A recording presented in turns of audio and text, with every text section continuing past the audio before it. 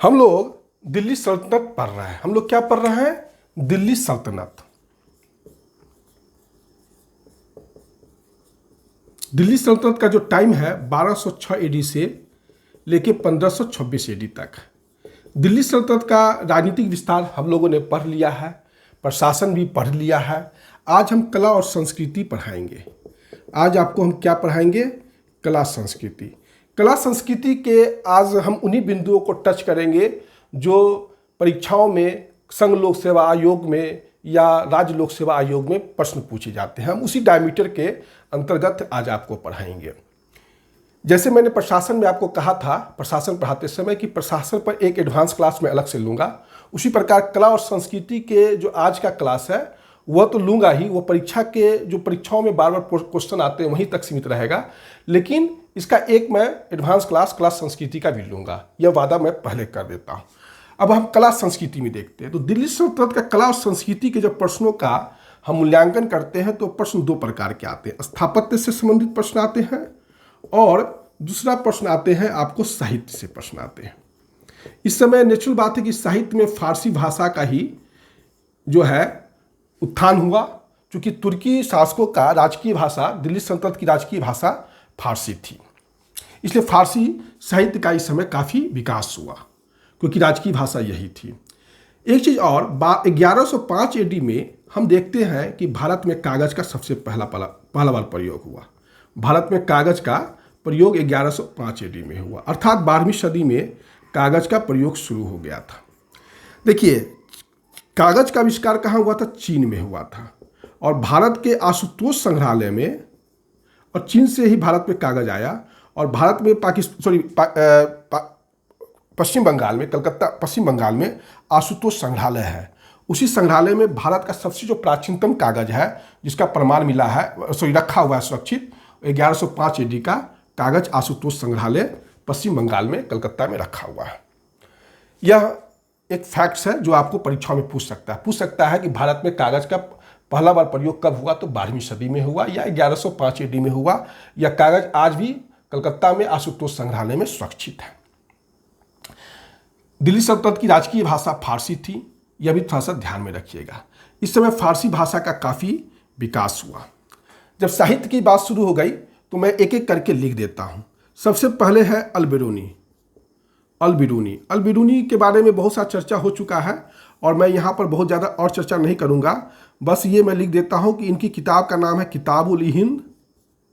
किताब-उल-हिंद और तारीख़-ए-हिंद। बाकी चर्चा हो चुका है, इसलिए हम नहीं करेंगे। उसके बाद एक इम्पॉर्टेंट इस समय के राइटर हैं हसन निजामी। हसन निजामी ने तुर्की भाषा में ताज-उल-मासीर लिखा। तुर्की भाषा में लिखा था ताज-उल-मासीर। कोई दिक्कत नहीं होना चाहिए।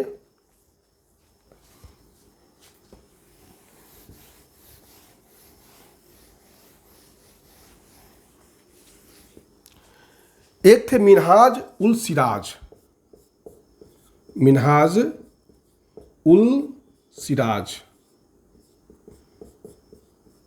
इल्तुतमिश ने एक नासरी मदरसा खोला था।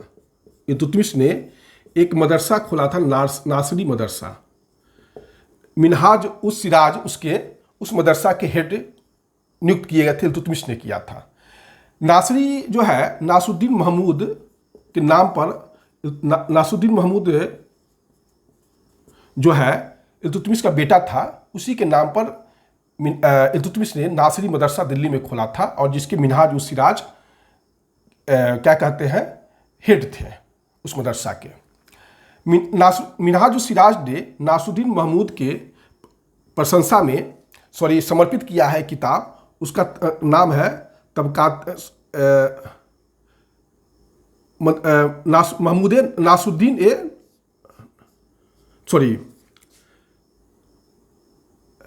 ये नासरी करके है।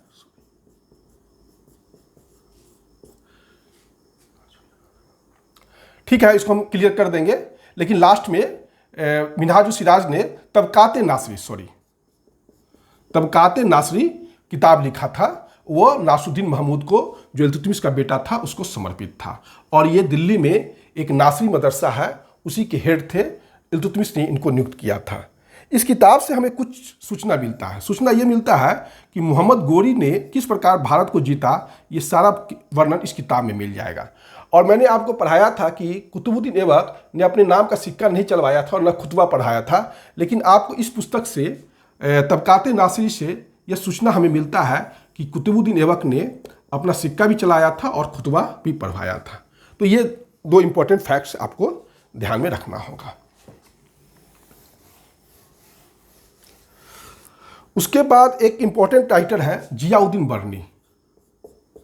जियाउद्दीन बर्नी, इनका दो किताब है, फतवा ए जहांदारी, फतवा ए जहांदारी और तारीख फिरोज शाही, तारीख फिरोज शाही। ये दो किताब इन्होंने लिखा था। जियाउद्दीन बर्नी का दो पुस्तक इंपॉर्टेंट है, फारसी भाषा में है, फतवा ए जहांदारी और तारीख फिरोज शाही। तारीख फिरोज शाही शम्स सिराज अफीफ का भी लिखा हुआ है, शम्स सिराज अफीफ ने भी लिखा था। जियाउद्दीन बर्नी ने दो किताब लिखा फारसी भाषा में, फतवा ए जहांदारी और तारीख फिरोज शाही, और शम्स सिराज अफीफ ने भी तारीख फिरोज शाही लिखा। एक फुतवात फिरोज शाही है, फुतवात फिरोज शाही है। फुतवात फिरोज शाही लिखे थे आपको फिरोज शाह तुगलक। ये फिरोज शाह तुगलक का आत्मकथा है। क्या है? आत्मकथा है और फारसी भाषा में है। फिरोज शाह तुगलक ने फारसी भाषा में अपनी आत्मकथा लिखा फुतवात फिरोज शाही के नाम से। इस किताब में फिरोज शाह तुगलक ने अपने आप को आदर्श मुस्लिम शासक घोषित किया है। तो ये इस समय का कुछ इंपॉर्टेंट पुस्तक है जो मैं आपको चाह रहा था कि डिस्कस कर दूं। इस समय के सबसे इंपॉर्टेंट राइटर हुए आपको अमीर खुसरो, सबसे इंपॉर्टेंट हुए अमीर खुसरो।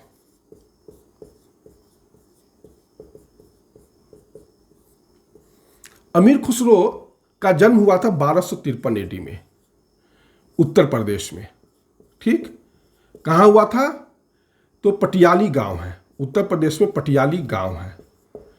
आजकल उसको कासगंज जिला कहा जाता है, कासगंज जिला कहा जाता है, या काशीराम नगर भी कहा जाता है, काशीराम नगर। काशीराम जो है वो मायावती के राजनीतिक गुरु थे। ठीक, तो उन्हीं के नाम पर काशीराम नगर या कासगंज जिला जो है वह आजकल वहीं में पटियाली गांव है हुआ था। बहुत पहले NCERT में आपको मिलेगा एटा, तो एटा का ही नाम बदल के अब जो है, चाहे एटा का ही एक पार्ट काट के कासगंज जिला या काशीराम नगर रख दिया गया है। और इनकी मृत्यु हुई है 1325 AD में। क्लियर? अमीर खुसरो को भारत का, हिंदुस्तान का तोता भी कहा जाता है, हिंदुस्तान का तोता कहा जाता है। इन्होंने अपने आप को तूती ए हिंद कहा, तूती ए हिंद कहा।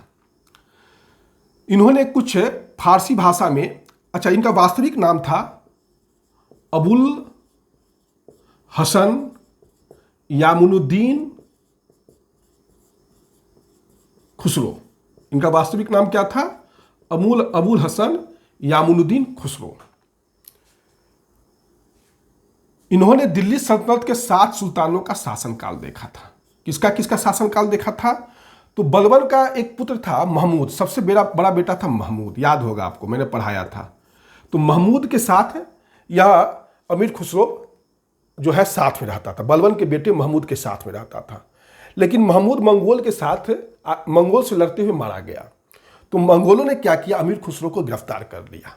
लेकिन किसी तरीके से जान बचाकर अमीर खुसरो मंगोलों से जान बचाकर कैद से भाग गया। फिर वो चला गया बलबन के दरबार में, महमूद के बाद बलबन के दरबार में। बलबन के बाद वो चला गया कैकूबाद के दरबार में। कैकूबाद के बाद चला गया जलालुद्दीन खिलजी के दरबार में। जलालुद्दीन खिलजी के बाद अलाउद्दीन खिलजी के दरबार में। ये अलाउद्दीन खिलजी का अमीर खुसरो दरबारी कवि था, इसको याद रखिएगा। यह दरबारी कवि किसका था? अमीर खुसरो का था। लेकिन इंट्रोड्यूस सबसे पहले बलबन के समय हुआ, चूंकि महमूद तो उसका बेटा था बलबन का, तो राजा के नाम से अगर शुरू होगा तो बलबन ही सबसे पहले, बलबन से ही अमीर खुसरो की कहानी शुरू होती है। लेकिन दरबारी कवि किसका था? अलाउद्दीन खिलजी का। अलाउद्दीन खिलजी के चित्तौड़ अभियान में जो है अमीर खुसरो साथ गया था। अलाउद्दीन खिलजी के बाद जो है आपका मुबारक शाह खिलजी हुए, उनके दरबार में था। और मुबारक शाह के बाद ये आ गया फिर गयासुद्दीन तुगलक के दरबार में था, और फिर एमबीटी के भी गयासुद्दीन तुगलक के बाद मोहम्मद बिन तुगलक के दरबार में था, और 1325 AD में मृत्यु हो गई। तो कुल मिला के यह दिल्ली सल्तनत के 7 सुल्तानों का शासन काल देखा। अमीर खुसरो के गुरु का नाम भी निजामुद्दीन औलिया था। अमीर खुसरो के गुरु का नाम चिश्ती संत निजामुद्दीन औलिया था, और इन्होंने भी दिल्ली सल्तनत के 7 सुल्तानों का शासनकाल देखा था। अगर आपसे पूछा जाए कि दिल्ली सल्तनत में ऐसे कौन 2 व्यक्ति थे जो 7 सुल्तानों का शासनकाल देखे थे, तो निजामुद्दीन औलिया जो अमीर खुसरो के गुरु थे, आध्यात्मिक गुरु थे, उन्होंने भी देखा था। अमीर खुसरो ने भी 7 सुल्तानों का शासनकाल देखा था। और मोहम्मद बिन तुगलक जब 1325 AD में ओथ लेते हैं, शपथ लेते हैं, तो उसी वर्ष में 1325 में ही अमीर खुसरो की मृत्यु हो जाती है। अमीर खुसरो को खड़ी बोली का जन्मदाता भी कहा जाता है, खड़ी बोली। और फारसी काव्य शैली में कि एक शैली है, फारसी काव्य शैली का सबक हिंदी का भी जो है प्रणेता या शुरुआत करने वाला कोई व्यक्ति था, तो वह अमीर खुसरो ही था। अमीर खुसरो ने भारतीय वाद्य यंत्र वीणा और तंबूरा जो है ईरान में तंबूरा बजाया जाता था, तो वीणा और तंबूरा को मिला के अमीर खुसरो ने सितार का आविष्कार किया। अमीर खुसरो तबला का भी आविष्कार किया था। अमीर खुसरो कुछ राग का भी आविष्कार किया था। और अमीर खुसरो एक साथ आप कह सकते हैं कि इतिहासकार भी था, दरबारी कवि भी था, और संगीतकार भी था। तो अमीर खुसरो के बारे में इतना है। अमीर खुसरो ने कुछ किताब लिखा था, तारीख़-ए-दिल्ली। अमीर खुसरो का एक किताब का नाम है तारीख़-ए-दिल्ली। और एक और इम्पोर्टेंट है खजाइन-उल-फुतुवा। ये सब जो है ये अमीर खुसरो ने ही लिखा था। तो ये अमीर खुसरो के बारे में कुछ इंपॉर्टेंट आपको जानकारी है जो मैं दे रहा हूं।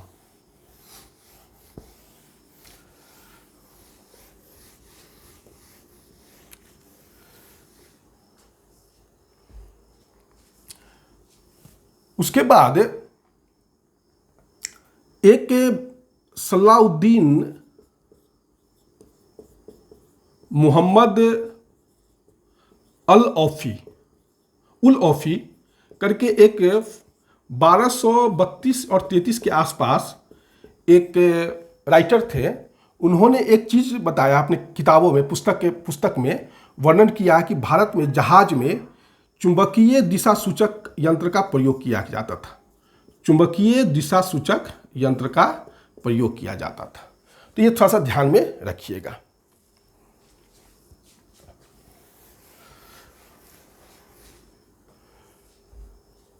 देखिए, भारत में पोलो खेल समझते हैं, घोड़ा पर खेलने वाला खेल, जो कुतुबुद्दीन ऐबक घोड़ा से गिरकर ही उसकी मृत्यु हुई थी, तो वो उस समय पोलो खेल रहा था। तो पूछ लेता है कि भारत में पोलो खेल किसने इंट्रोड्यूस किया, तो तुर्की ने इंट्रोड्यूस किया। सबसे पहले कुतुबुद्दीन ऐबक के बारे में हमें सूचना मिलता है कि वो पोलो खेल खेलते हुए जो है घोड़ा से गिरकर उसकी मृत्यु हो गई। एक चीज और, महतर और पटविकल करके कुछ टर्म मिलता है। ये कुछ है नहीं, पटविकल और महतर, ये सब गांव के मुखिया थे। ये सब क्या थे? गांव के मुखिया थे।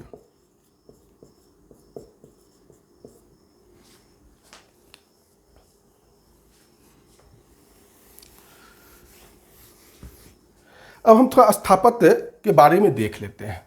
तो स्थापत्य में सबसे पहला चीज है बलबन का मकबरा। कुतुबुद्दीन ऐबक ने कुतुबुद्दीन बख्तियार काकी के याद में दिल्ली में कुतुब मीनार बनाया था। क्या बनाया था? कुतुब मीनार बनाया था।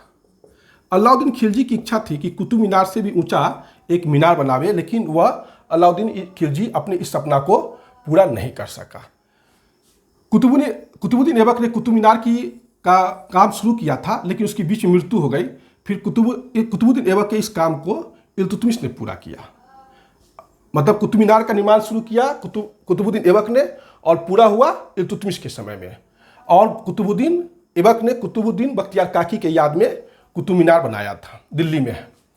और कुतुब मीनार जब फिरोज शाह तुगलक शासक था तो आकाशीय बिजली कुतुब मीनार पर गिर गया। तो कुतुब मीनार कुल मिला के 4 मंजिला था, तो 4 मंजिला जो है वो डैमेज हो गया था।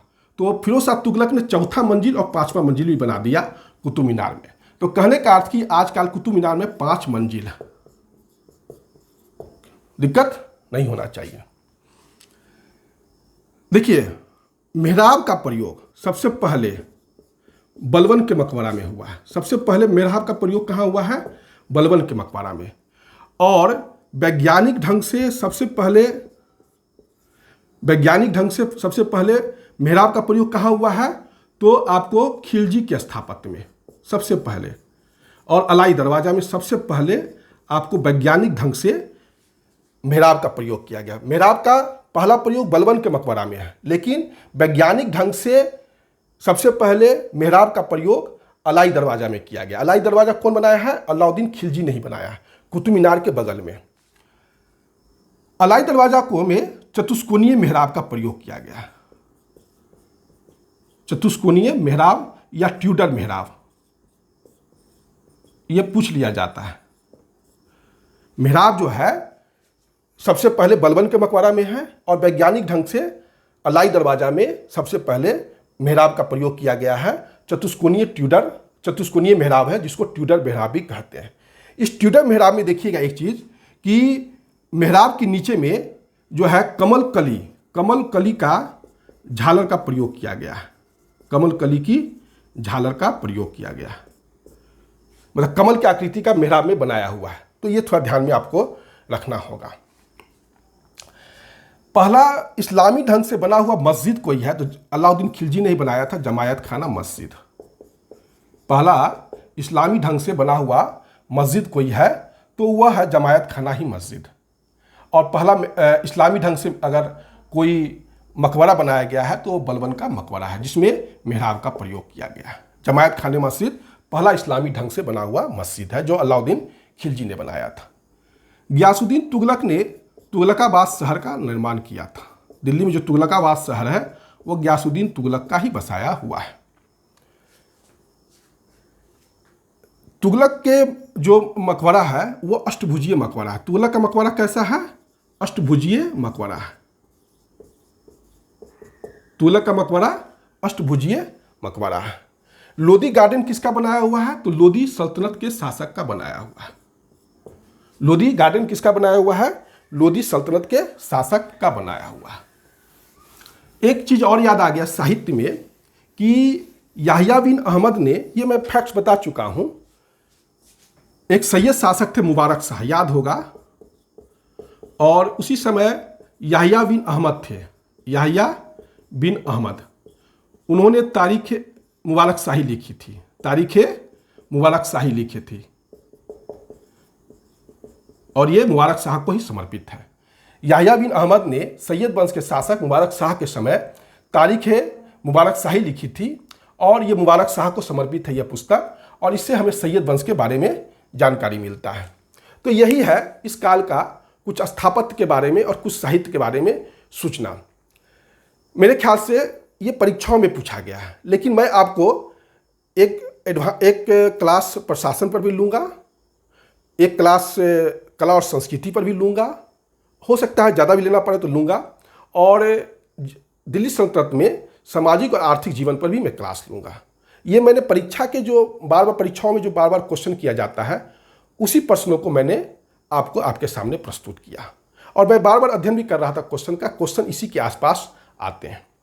ठीक है, इसी के साथ मैं ये वीडियो समाप्त कर रहा हूँ, और नेक्स्ट क्लास में दिल्ली सल्तनत का प्रशासन, कला, संस्कृति पर मैं फिर से आपको वीडियो फिर से मैं पढ़ाऊँगा, चाहे वीडियो मैं फिर से बनाऊँगा। धन्यवाद।